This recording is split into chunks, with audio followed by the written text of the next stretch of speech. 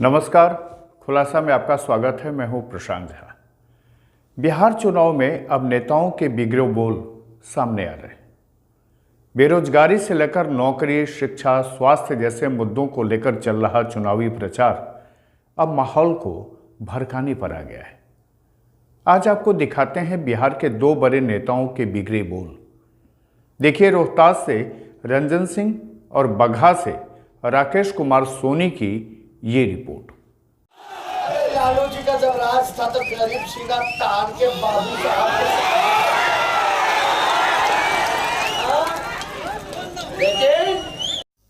बिहार विधानसभा चुनाव में नेता के बिगड़े बोल अब सामने आ रहे हैं। आपको याद होगा कि लालू यादव ने अपने शासनकाल में अगरी जाति को भूरा बाल कहकर उनकी सफाई को लेकर जब बयान दिया था तो बड़ा बवाल मचा था।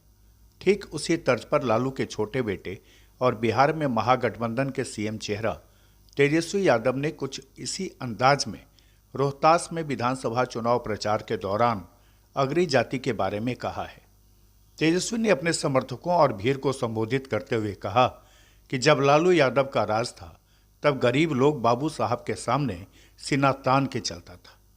तेजस्वी के इस बयान के बाद बिहार की राजनीति गर्म हो गई है। राजनीतिक हलकों में तेजस्वी के इस बयान को पिछड़ी जातियों के वोटरों को अपने पक्ष में गोलबंद करने की एक सोची समझी रणनीति कहा जा रहा है।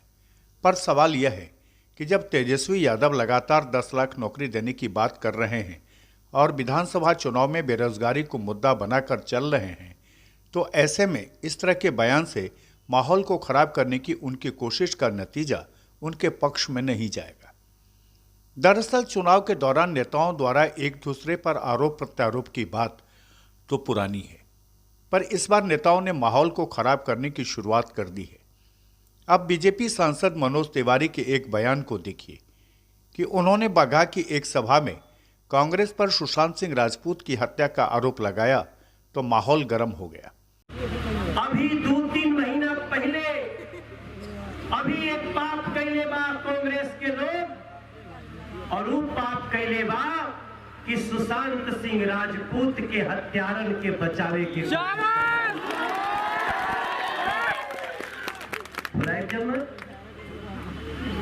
एकदम मत भुलाइए जा।